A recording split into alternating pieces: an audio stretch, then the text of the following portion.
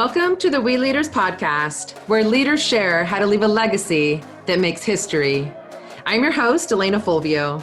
As a 13-time world record-holding skydiver and Olympic development athlete, psychic intuitive, and former Silicon Valley in-house talent advisor for some of the most legendary leaders and successful companies in history, there is a new bar being set for leadership. They're called We Leaders. What this means for you on this show, We Leaders will show up for you and bring their unapologetic truth, most successful strategies and mindsets so you can level up. We share from our shoes so you can walk in them. Here, the only rules are authenticity, respect, and being in service of every human having the lives they want. Join the movement. Welcome to the We Leaders podcast. Now let's go make history.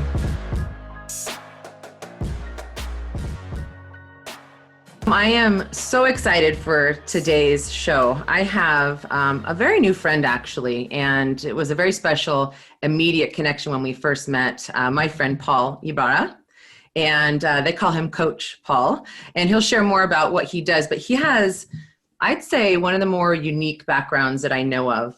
There's a holisticness about him. So he's a founder of Set Free Life Ministries. He's a coach. He was a pastor, but he'll share about that unique perspective because I was also raised in the church, but we have a lot of similarities in terms of thought process there. Carpenter, father, husband, a magical story, and you're not going to want to miss midway into the end. He's going to share something that he has experienced in 2001 that can be really beneficial to everybody on here. And I'm a huge fan of him and what he does out in the world. And he'll talk about the freedom and the we culture that he creates in his life and how you can bring that immediately into your personal life, into your business. I'm just honored for you to be here today and share your light and your message and your how, because it's really brilliant. So thanks for being here. Well, thank you for having me, Elena. This has been just the conversation before this conversation has been lightning, right? And so, yes, I am Coach Paul, Pastor Paul as well. I've been a pastor since, on paper, I've been a pastor since 2015. But just in life, I would say I was probably 13, 14 years old, just because it's that nature of who I am, of being able to help father people.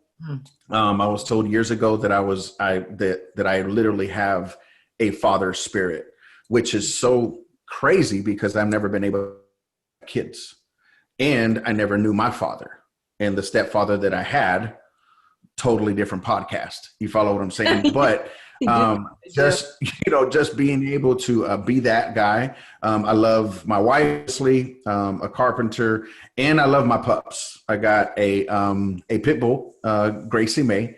She is a hot mess, but she is my baby, and can't nobody touch her. And then we've got a border collie mixed with Chow, and so we are just very mixed. It's me and my wife. We have one son. He's in Colorado, and we're in that transition, getting there as well. And so we're literally packing up now, and we're leaving this Saturday morning. So we're ready for this new adventure. And so, with that, I'm just so grateful for being on your show and so excited because just the whole We Leader concept, the whole brand, the whole DNA behind it just really sparks my interest. So yeah, well, you are it. You are an embodiment. I think. I mean, there's so many different moving parts of creating the unification and break. And this is another thing I can't wait for them to hear, is about how you break static, or how you break the stuckness of our greatness, of global greatness, of individual greatness and collective greatness. And you do it in a way that I love, by the way, your description of your gang at home. I mean, a border collie and a Chow. I don't even think I've ever heard of that. Right. And your pit, and just who she is, and then your wife. And I don't have any kids either. And so I get it. My animals, my kids. And I just love your clan at home, because none of us, I don't know if anyone that's going to watch this or hear this can raise their hand to be perfect. I don't know what that is, but I think everyone is, and in our mixedness. So I can't wait for them to hear all of what you have to say. So share wherever you want to begin, because I think your story can start anywhere. You can pick a place in your history and share that, but you have a why you do what you do, and you bring freedom to the world. I think you also bring love to the world and connection. And Yes. so share wherever you want to start. Share wherever that was your moment where you want to start, and share through that aspect of how you bring people there. Awesome. Well, one of the greatest things that I love to do is really truly build community, is like bring community to the table. And the only way that anyone could ever really truly bring community to the table is authenticity, transparency, and vulnerability. Without those three things, we're missing the whole leader concept. Like, I was literally going to co-write with another friend of mine a book called Lead by Design, because there's so many different great leaders out there that are writing books, that are doing this and doing that. And, no shade on anybody, but at the same time, it's like, here's our program and here's how leadership works. And it's like, but you're missing the culture part. You're missing the community part. You're missing the relational. You're missing the crying with somebody. You're missing the part where you're in the ditch with somebody and you're digging them out of that ditch. I've got a friend of mine that he's gone through some marital stuff. And, I finally told him, I said, listen, if you want me to be in the ditch with you, I'm there with you. If you want me to be on the mountaintop, I'm there with you. You just got to let me know where you're at so I know what tools to bring. Because if we're in the ditch, I can't bring my nice clothes that I'm on the mountaintop with. I got to bring my overalls. I got to bring my boots. I got to bring my shovel, and I've got to help you through this ditch. And so that's where the authenticity is. And this is where I've learned as a pastor, quote unquote, is that I got so tired, Alana, of the platform being so high that the people couldn't reach the man of God. Yeah. So my whole thing is, okay, so let's break it down. Where was Jesus? He was in this. He was at the well with the woman. He was there he was walking, talking. Jesus did four things. He walked, he talked, he loved, and period. He rocked with his people. So when we take that, that template, right? We take that template and we say, okay, everything else that's in the Word of God, or everything else that's in the church structure, is commentary. Yeah. It's total commentary. But if we don't have love, we're never going to be able to reach the masses. And so just to break it down really quick, I was raised in east side of San Jose, California, straight hood. All right. Yeah. Oh yeah. Right. Yeah. My stepfather. I don't drive in that area for a reason. Yes. Yes. And so my stepfather was a molester. He molested my sister, abused my mom, abused me tremendously. And so I never knew my father. I never thought about him. Never really missed him, because how do you miss something that you never had, right? And so through that, I learned how to manipulate because of my stepfather. I learned because I was in the atmosphere of that. And so, people don't understand that generational curses or generational cycles, whatever you want to call it Susie. I don't care. Yeah. It's all the same thing. It's either your bloodline that can be broken, the atmosphere that you're in, what's been spoken over you, or what you've spoken over yourself, or what you've witnessed. And so in those moments, in those places, I was able to learn how to maneuver through life. I learned how to manipulate. I learned how to emotionally abuse somebody by just the way I looked at them, the way I talked to them, the way people sensed me. I was very quiet, but I knew what was going on. So fast forward through life, I used it to be able to, run the dope game. to do what I had to do, hustling, gangbanging, and the whole nine. I mean, it was San Jose, California, bro. I mean, it was the thing. That's what you do. It's hustler capital, period. California, all in itself, north and south, right? So you get to that place where it's like, okay, so I understand that I have to live a better life, but how do I do so? Mm-hmm. Because of what I've been taught or what I've engulfed within myself. And so to fast forward, now I'm 33 years old. Before I even stepped into a church, I had already stopped doing the dope. I had already stopped doing all of that stuff because I wanted something better, but I had to leave California. I had to leave my geographical area. And so what I slowly began to find out was, all right, the drugs and the alcohol is gone, but why am I still mad? Why am I still bitter? Why do I still feel rejected? Why do I still feel abandoned? Why do I feel so different from everyone else and everything? Because I was fighting myself, trying to fit into places where I did not belong. Right. Until I got to the place, Elena, that I understood. I said, okay, so if I don't fit in these places, then that means I'm different. Mm-hmm. And it's okay to be different. So many times we want to fit where we're not supposed to be because we are individually made, period. Like we are totally individually made. And until I got that clear in my mind, okay, now I get it. Because I didn't even rock with a lot of people in the street. I didn't rock with a lot of people in the church. I didn't rock with a lot of people that were CEOs, but I could speak one of them. Yeah. And that's where we have to understand as a people, you talk about we leadership, right? We have to understand, like you always say, it's a we thing. I can't go to a Mexican restaurant and eat a plate of food if someone's not in the back rocking a molcajete, right, with some peppers, right? It takes all of us to make this thing happen. And so when I started coming under leadership that was not so inviting, we like right, it's not so we like. I'm like, what in the world? And so when I met you just a week ago, I'm like, we leaders, I'm like, she's got the concept. Like, this is what it's all about. It's all about the conversation. It's all about being able to understand, even though we're different, we're still the same. We still have that same pulse, because people have to understand that it's not just a heartbeat. There's a pulse behind it. Yeah. There's a pulse that's running through our veins. There's a pulse that's running in the spirit. There's a pulse that's running in our DNA. It's alive and it's well and it's moving and it's shaking.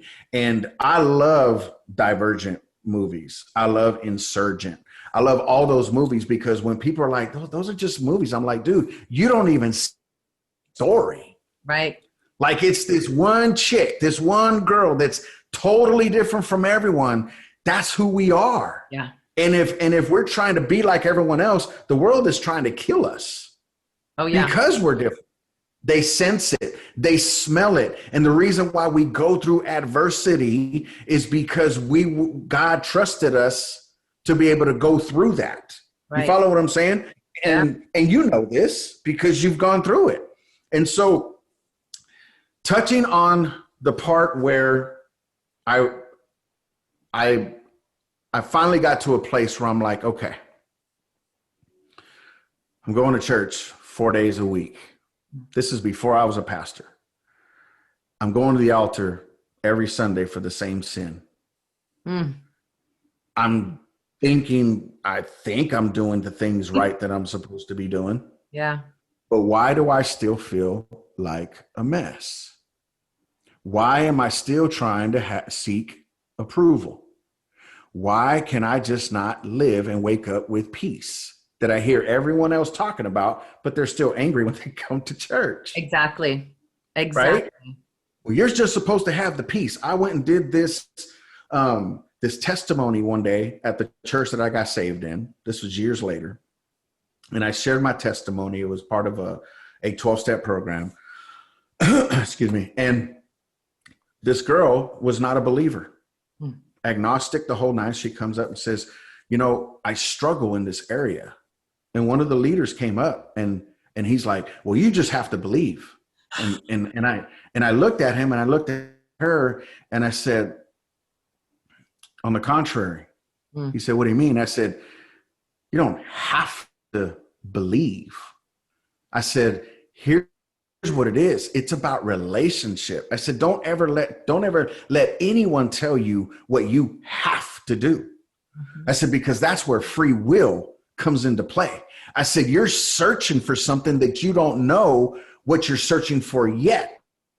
I said, what you're searching for is something so deeply rooted that you can't find it yet because you really truly don't even know who you are yet. Right. I said, there's a story that's in the Bible where there was this young boy that was dealing with a demonic spirit. Jesus walked up. Jesus didn't even deal with the demon. Oh, yeah. Jesus dealt with the Father. He said, do you believe? He didn't even deal with the demon. He dealt with the Father. He said, do you believe? And the Father said, I do. However, help me in my unbelief. I said, so here's the thing. Sometimes even us that are so deeply rooted that we say that we're church people, right? We still don't believe sometimes. Yeah. We're still human. I said, so your walk has nothing to do with anyone else in this room. I said, because it's your walk. I said, if you're searching for him, you'll find him. And that totally, from that moment forward, I started looking at leaders in a whole different way. I'm like, y'all ain't even meeting this girl where she's at. Yeah.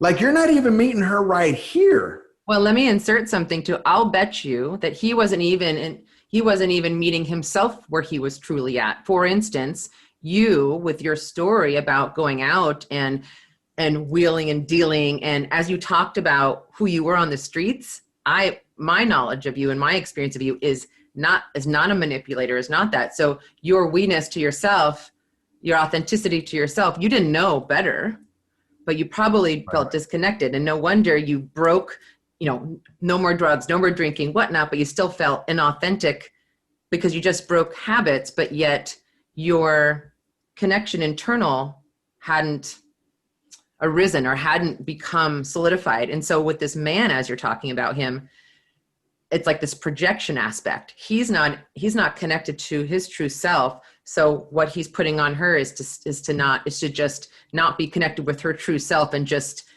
glaze over it, where you're on the other side going, wait a second, why do I still feel uncomfortable, but yet I'm free? Oh, like the gift box that's open, like here's your freedom gift. Well, I don't feel it. I don't know it. And with her, she's going, where does that come from? And I'm hearing you talk about how we may not know how we got someplace and why we're disconnected, but it's getting authentically connected with ourselves, vulnerable and authentic with who we truly are, loving ourselves into our authenticity, allowing ourselves to be free, and then doing that for others. Like that's, as you're talking, that's just what I hear in terms of just who you are, which I think is, because and the connection is yes here, but it's also, I know that sometimes I have the humanness that goes on with not good enough here, or you got to do this and that. And I thought, that's not very nice. That's not very we like to myself. I can't be split. And so I love what you're saying. And the examples that you give, I identified with every example that you gave of your story and in my own life as, wow, I've done things that I've gone, wow, I'm not really connected, but I'm really good at that. Or someone says to me, like when I became a widow, just get over it. And I'm like, well, how do you do that? Like, how do you, like with this girl? So continue with that. I just wanted to put that in place because I think everyone can identify that. And one other thing that I think you talk about, which is so beautiful, is everyone's uniqueness is perfectly perfect and it's needed, right? So if anyone out there is listening, I always like to give a shout out. You're perfectly perfect where you are, and we need you. Like, we need you to show up authentically and vulnerably, like you did with your friend. You tell them, I can't get in that ditch with you if you're not authentic with me. I can only get as dirty as you let me. I can only dig as far as you need me to if you let me know. So I think that's great. I love it. Continue. I just had to put that in there, what I'm seeing. I totally love it. And to your point about losing somebody, I lost somebody last year due to cancer, and I took care of him. Not had to. I was able to take care of him for the last 3 months of his life. And when he left, you know, I love people and I love friends, but at some point it's like, they're like, oh my God, like, you know, are you all right? I finally said, listen, stop asking me if I'm all right. Stop telling me that you saw somebody that looked like Joe. Stop telling me that, oh my God, this song came on and it was Joe's song. Joe was there. Joe is gone. Yeah. Like, let me grieve my way. Leave me the F alone. Yeah. Like seriously, leave me alone.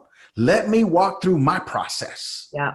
And that is something that we as leaders have to understand. Allow them, get your claws off of people, allow them to grow. They've got to go to grow sometimes. You have to let them grow. And so to this same woman that was battling this thing, that's when I started looking at it going, okay, I just met religion and I don't like it. I like relationship, because that's why God created us. He said, let's make man in our image. And it's not good for man to be alone. And it wasn't just for the husband and wife, but it was to procreate. It was to have community, and it was to bring people together, because you can only be around your dogs for so long. Right. Yeah. I mean, even as amazing as, you know, they are, you need a break sometimes, you know? Yes. And so that's where, you know, prior to that, that's where my journey began, because when I got so fed up and tired, I literally left California in 2001, ended up in Ohio and stayed there for 6 years. And then I moved to the Dallas-Fort Worth area because my brother moved here. So I figured, well, if he's there, it's because there's money there, because we was hustlers back home. You know what I'm saying? Yeah. And so I came here. It was just hot. It was humid. And I literally went back to California with the intent to backslide, because I still wasn't living the way that there was something in me that I'm like, there's something that has to be burnt out. And I had best friends of mine like, you know, I don't think it's a good idea for you to go to, you know, California, go back home. And I'm like, you know what? God's speaking to me. It's time for me to go back. And I went with the intent inside. There's something that I need to burn out. And when I finally got to the place where I was tired of churchy people, I would have, you know, how are you doing today? Oh, I'm blessed. No, you're not. Like, or like, no, you're not. Something different. Like, mix it up a little or something. Yeah. Like I'm thinking we go to the hospital because we're sick. So we come to church because we have some problems. Yeah. So be real with me and tell me I've had a day. Yeah. Like my life isn't good right now. I need your help. I get tired of what I call Christianese. Don't give me Christianese. I don't need Christianese. I need somebody to be real with me. And so when I went to California, backslid, I got so far deep that people that I had lost contact with for 10 years, all of a sudden found my number. How's that happen?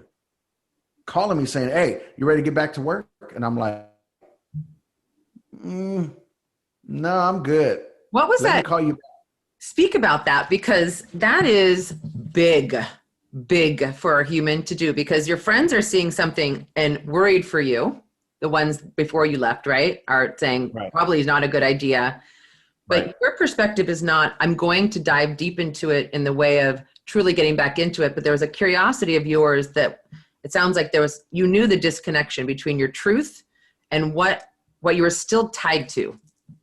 Right. And you went back, and it was like back into the old way was super easy, and you could have easily gone back to that. So speak to that, because I know I've been in multiple times in my life, and I don't think there's anyone out there that hasn't been in that pivotal moment of what do I do? Because you can slide back into the easy of the I'm blessed, not really, but I'm going to say that and mask it. Or, hey, you ready to get back to work? That's the easy route. What was that like? Who did you have to show up for yourself as? Like, what was that? You know, in that moment, I'm so glad that you asked me that because it like really like took me back to that moment. Mm. It was one of the darkest seasons of my life because I was in a place for a year and a half that I didn't hear God's voice. I didn't hear him speak into my spirit because I was in my wilderness season. I knew he was there, but I didn't feel him like I felt him before. And so in that moment, when I get this phone call from this person, what up, dog? I'm like, who's this? And he's like, so-and-so. And I'm like, thinking like, how the hell did you get my number? And he's like, come on, dog. Like, this is SJ, bro.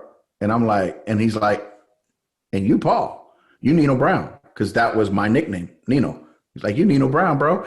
Everybody knows where you're at. And I'm like, all right. I said, what's up? And he's like, you ready to get back to work? And I'm like, let me get back to you. Because it was that moment where I knew, all right, this is the crossroads. This is what I used to feel even before I knew God. When I would have this discernment in me saying, I'm not going to go do this move today. Why not? It don't feel right. Something just don't feel right. And sure enough, somebody else got busted. And it was that same gut wrenching feeling where, you know, man, if I do this, there is no turning back. Wow. At all. There's like no turning back. Like, you know, like when you're out with somebody and you're like, if I go out on a date with this person, I already know we ain't just going to go have a glass of wine. Like, You can, you know what I'm saying? Your body and your spirit and all of the above. Yes. And I got to call this out right now because you saw me like fidgeting in my chair and I'm like, this is good. Cause I've heard you speak and I read your story, and I will say this, we leadership, I think people might come and say, oh, it's about, you know, connecting with other, and it is. You mentioned, you know, vulnerability, transparency, etc. You showed up for you, your truth, your authenticity so vulnerably. And that moment must have been like an aha, a wow, and maybe a little bit of freedom, but also a whoa, I really have a moment of choice. Right. You showed up as a leader for yourself. Like, you chose you. Right. Your truth, your authenticity in a place of vulnerability where it'd be super easy to just say, yeah, I'll meet you around the corner or whatnot. But even if someone hadn't gotten caught, if you had done it, caught or not, you still would be living with that inauthenticity with yourself. Exactly. And that's where everything got real. Like, it got real at that moment. Like, all right. And it was basically like those old school cartoons where it had the little angel and it had the little devil. Oh, right? I have them. it was like, what are you going to do? So it wasn't only just the chatter from everyone else. It was the chatter in my head going, bro, you know, you can do this. You know how to do this. Like, this is who you are. This is who your real dad was. He worked for so-and-so. He did this. He did that. You know that you could just get back in the hood real quick. Yo, what's up? Like, I'm ready to do this. And you would be able to do it. Or you can leave this life because you know what the good side has been. You just haven't had relationship. And no lie, within, I believe it was like 72 hours, a very friend of mine called me and said, I feel that there's something bad about to happen. I've got a plane ticket waiting for you. Just come back home.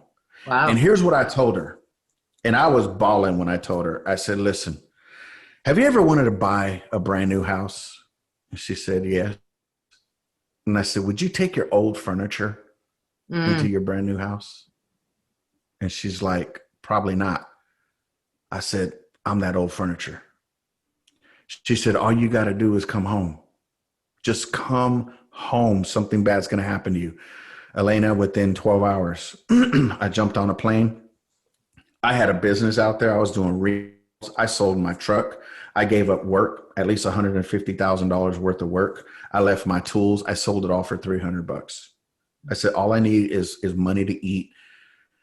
Flew home. The minute I touched down into Cleveland, Ohio, the minute I touched that ground, I had it out with God. And I said, listen, if you can't produce for me the God that's in your word, not church, anybody can do church. I knew, Elena, I knew when to worship. I knew when to cry. I knew when to go to the altar. I knew how to play church. I could play church the best way I could play it. But if you can't produce to me the God that's in this Bible, then I might as well just fly back home. And that's where my journey began, because listen, you could stay here in the upper room in my attic. It was all furnished. It was everything. You could stay here as long as you need. Don't worry about money. Don't worry about rent. Don't worry about nothing but feeding yourself. And it was a whole year of purification for me. And this is where people have to understand, going back to the word of God, when God himself delivered the people from Israel, from Egypt, into the new land, into the promised land, because he heard his people's cry, right? That's where we have to understand. You see, I wasn't somebody who just stopped doing drugs. I was delivered. Yeah. Because when something's delivered to you, when something's handed to you, it's delivered to you. So I was delivered from the hand of the enemy into God's hands, delivered from this place in life, but I really truly wasn't set free. And that's where the whole name of Set Free Ministry came from, because once we understood you could be delivered, but if you ain't set free, all you are is going to be walking around in this wilderness. And so in that year of me just having purification time with God, I literally got to a place where I felt hot, because I was really going through this refining fire in the spirit, burning out the abandonment, the rejection, the days and the nights of crying my eyes out. Why do I have this chatter in my head? Why am I not good enough? Why can't I hold down a relationship? Why am I hooked to pornography? Why is all this stuff going on? Why did my childhood have to be the way it was? Why couldn't I just be somewhere else? Why couldn't I be some other family? Why? And when I started burning that stuff out, I got to a point where I was ready to give up again. And here's what I felt in my spirit that God spoke to me. He said, listen, I know it's hot. I know you're tired, but you're in the middle of the fire. I said, I know, and I'm ready to quit. He said, why would you quit now? You're in the middle. So if you walk backwards, it's the same distance that it is if you just finish this process out. Yeah. And so when I kept going, I kept moving, I was fasting, I was praying, I was on my face, I'm crying out to God, and I'm just crying out to people. That's where I learned, watch your nouns, watch your people, your places, and your things, because not all of them are going to be with you forever. There's people that are going to come into your life and they're going to go. There's people that are going to manipulate, but you got to let them go. There's people that are going to come in and in order for you to really truly be set free, like you said, you have to allow yourself, number one, to work that stuff out that's inside, that junk. I am a huge movie buff, and I love all Rockies. But when Rocky was in Balboa, he said, I've got this thing on the inside. I've got this beast in the basement. Yeah. That's where I was at. Like, I want to know that I have done everything in my power to overcome the obstacles. And so that's where the whole premise of Set Free Life began. And we truly branded it by putting a period at the end of it, because once we understood you're set free, period, you go through stuff. But when you're able to come back to your senses and say, you know what, this may happen, but I can overcome. Yeah. This may come against me, but I can overcome. I've been here before, but I made it through. Yeah. I know how to do this because of the things that I've done. And that's where Christianity, and again, I'm not bashing Christians. I am one. But Right. what I'm saying is when we finally get to the place where we understand true grace and true mercy, when we understand that we are going to fall short, and when we understand that man has so much rules and regulations Yeah. on the word of God, that number one, what did Jesus say when they try to trap him? What's the greatest commandment? He said to love God with all your mind, soul, and strength. What did he do? He gave back the Torah. He gave them back the law, back to Deuteronomy 6, and said, okay, let me speak to you in your language right now. Love the Lord your God with all your heart, mind, soul, and strength. And along with that, love your brother. On two things hangs all the law and the prophets. What's he saying? Everything else is commentary. Yeah. Everything else is commentary. And that's why they wanted him. So that's why they tried to trap him. That's why they tried to do this. Why? He came to bring a revolution. And that's what we need to be doing as a people, coming in a revolution. That's what we are here for, to be different, to be individuals. You follow what I'm saying? And that's why being a we leader, when I heard just that statement, I'm like, I got to rock with this girl. Because when I was on the Zoom call, I was already searching it. Okay, let me look this girl up. And I was like, we leaders. And I started listening to the podcast. And I'm like, you know what? This right here is a movement. Yeah. And that's what Set Free Life has always been too. I've told people this is not a church. It's a movement. It's not a ministry. It is a movement. It's a movement. It's a movement because it's alive and well. So, yeah, you know, and I agree. I think, we could talk. I mean, we could talk for days. I mean, I love that you talk about the movement too, because in the revolution, your first revolution was with you. You went inward. And it's interesting because when my husband died, I told people I saw this wall of fire, and you didn't have all the steps figured out in your future, but I see that you created a revolution inside yourself, and you went, I'm going anyway. And I'm going to put my trust in that. You showed up. You might have called out God and said, show up for me like this, but you showed up like you did in front of your friend, vulnerable, authentic, true, right there, ready to go, and said, I am, which is you are a leader, and I will receive you as such, which is brilliant, because all those onlookers around you probably were going, you have no idea. I always say the ripple effect that we leave, in life and after, is off the charts. And who knows, maybe that guy that called you on the phone that said, hey, or anybody that heard that you were not coming back to that life, who knows, beyond your now recognition, who might have gone, maybe me too, and started their own revolution inside of themselves because you started a revolution inside yourself, and are now doing that outward, which, to his point, we're just waiting for you guys to come along. Like our doors, arms, hearts, minds are open, because our truth is connection. Our truth is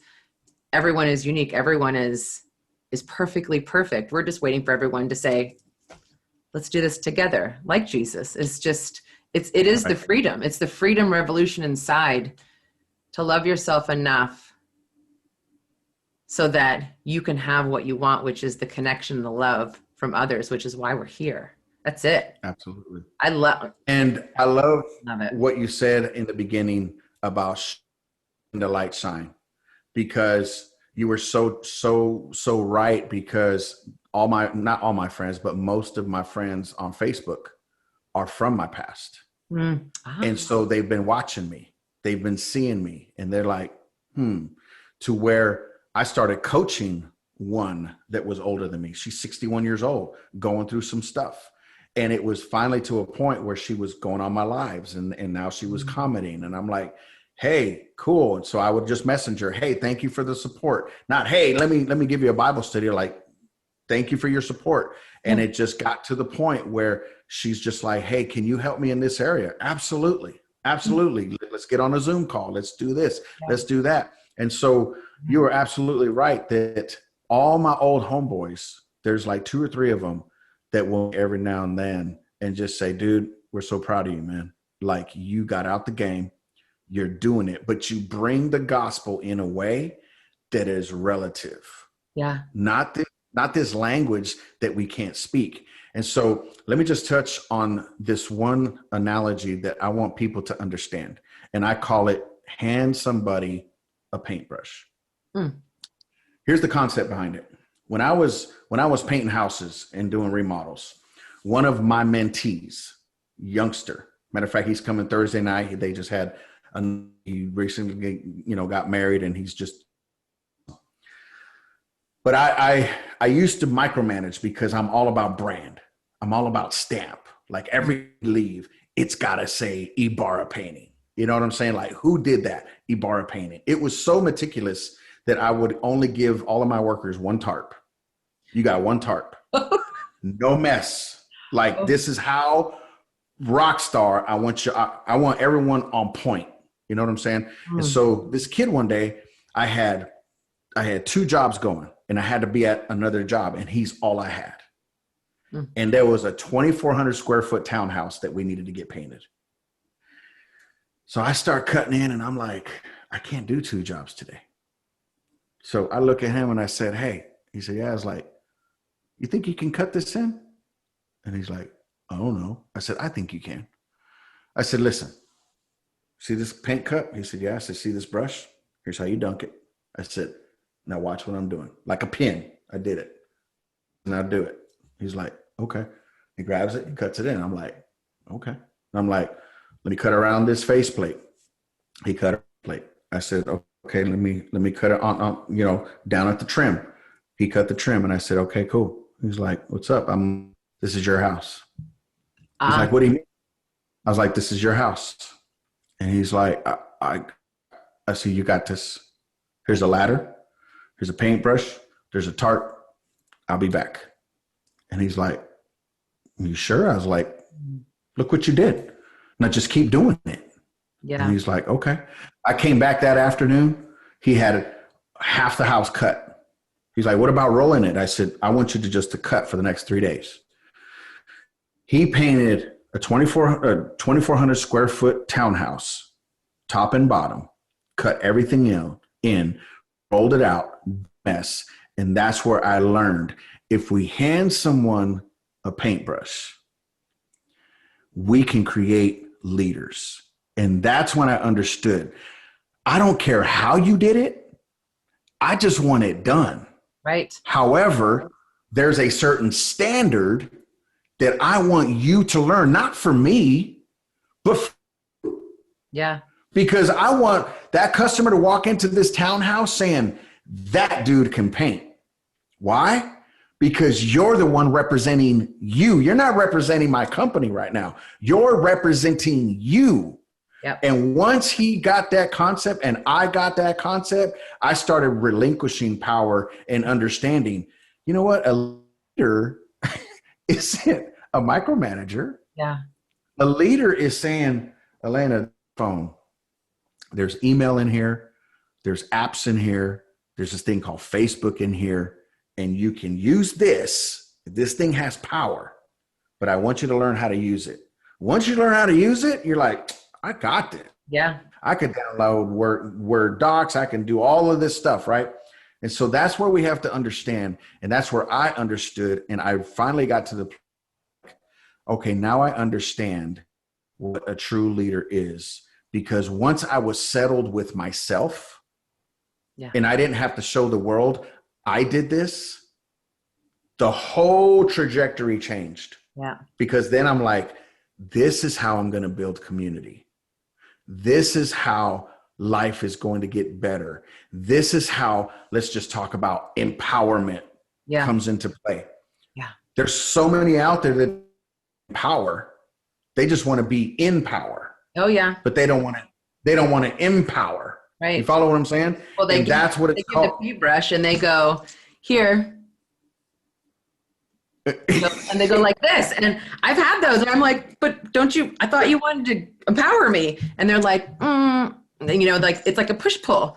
It's kind of like, well, like, it's like I talk about here. It's like, I'm going to create this nonprofit, but I call it give to give. You give and you empower to give, not to sit there and go, when are you going to give back to me? Or what are you going to do for me? You empower to empower. You empower because you love, like selflessly.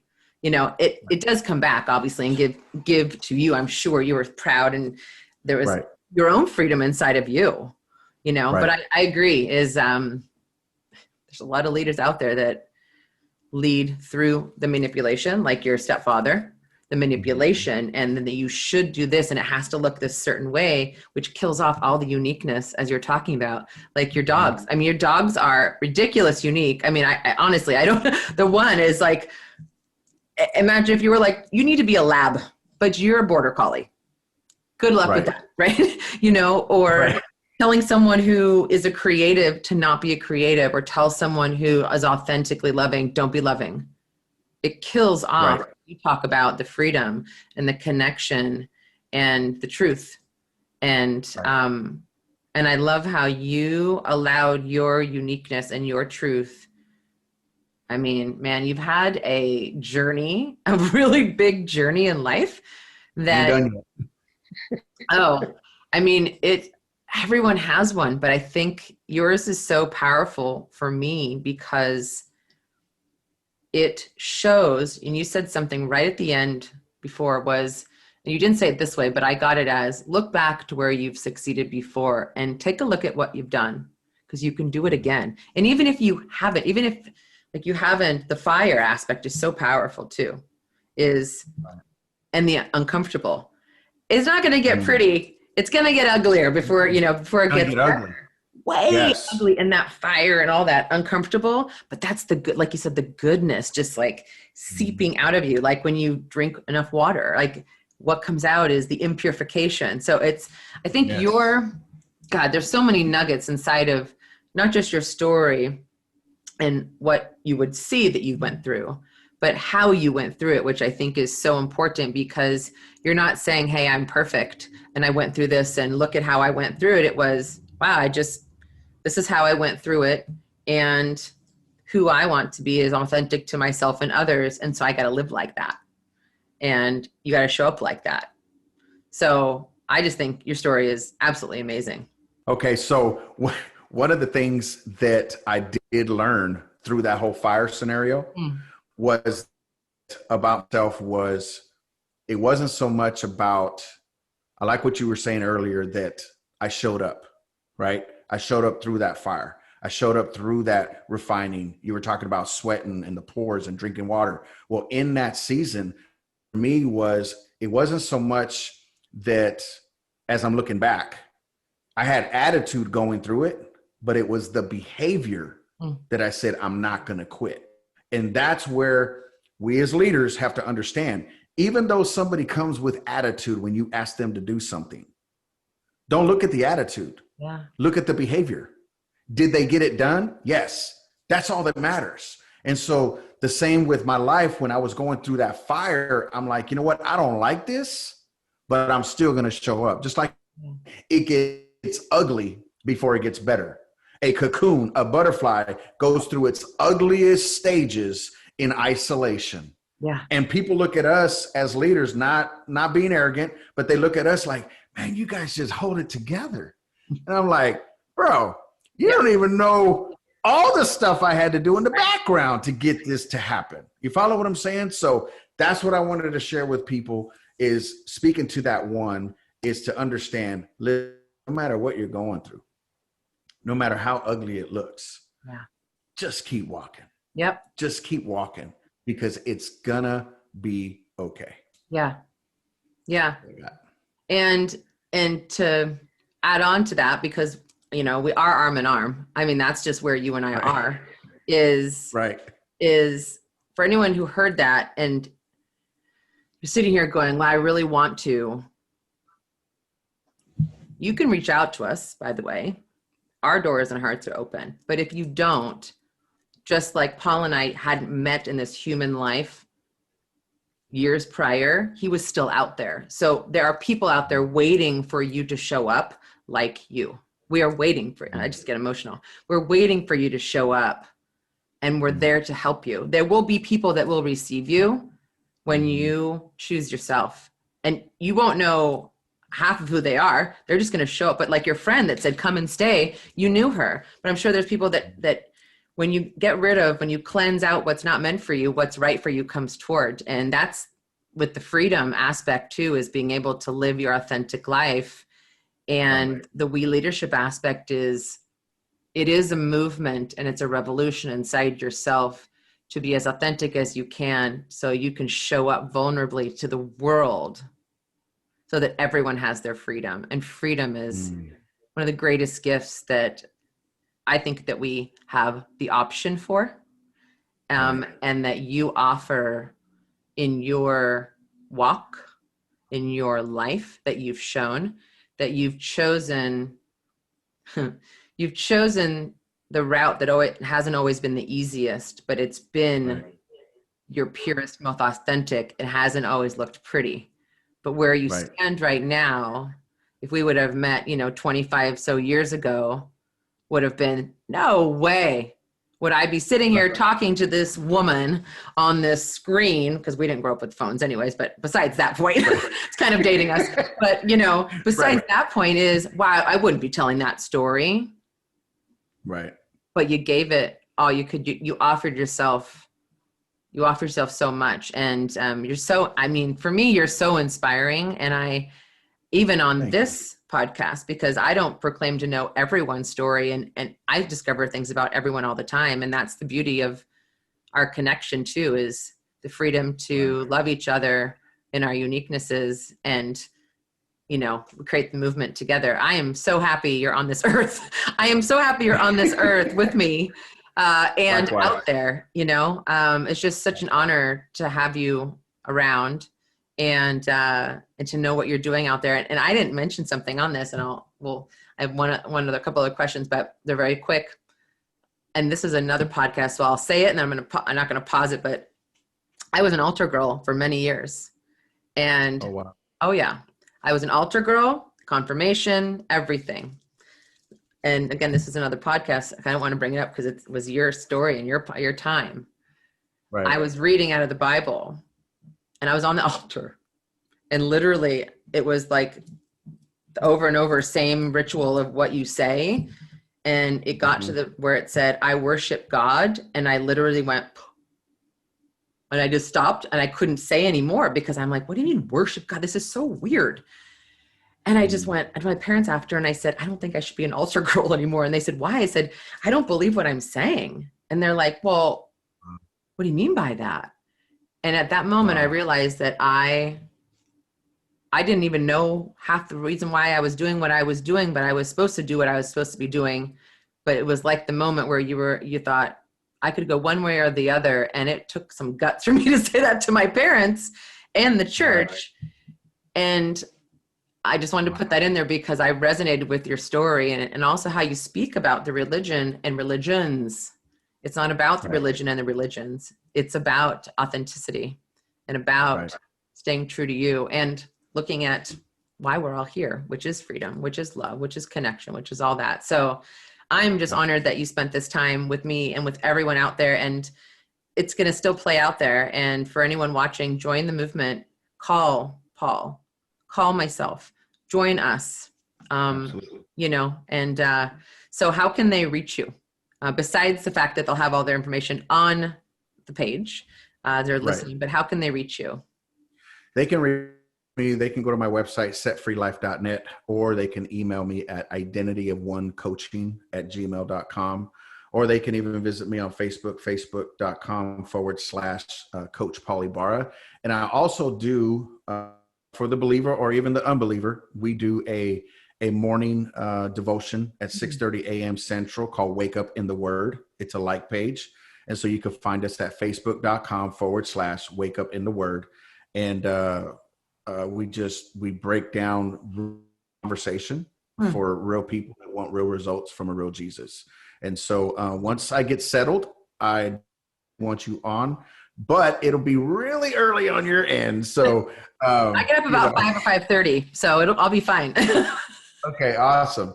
So that's how they can find me. They can find me on Instagram. Set Free Lab, or you can either look up Coach Paul Ybarra as well. And so everything on my handle is always either Set Free or Paul Ybarra. That's Ybarra. So again, I just want to thank you, Alana, for bringing me on your show. This has been freaking awesome. I mean, just so awesome. And, you know, just speaking to that person who is going through that season, just keep doing it. Stay, and everything's going to work out. Yeah. I love that. You know, and we were so connected, because I was going to say, leave them with a drop mic, leave them with one, and you just already did it. So, and that's what you get when you're authentically connected to someone and there's nothing between you. Like, Right. My heart is really like crying beautiful, joyous tears of our connection. So, so yeah, thank you for that. Likewise. So we'll wrap it up, and we will be back again many times, I think, having other conversations. But thank you for being here, and keep us posted how the move goes. And I will definitely show up in the group. Definitely go to his group. Find him online. There is no statement or question I guarantee you can ask or share with him that he's going to say, that's not in my wheelhouse. If it's not, he'll go find someone, or he just will receive you. So if this inspired you, if this touched you, if this opened your eyes, this anything, if it did anything, if it raised a hair in your head, contact Paul, because if you think this was great, being connected with him, true one-on-one, is really a special treat. So thank you again for coming on. You're welcome. And thank you. Yeah. Okay. It's been awesome. Bye.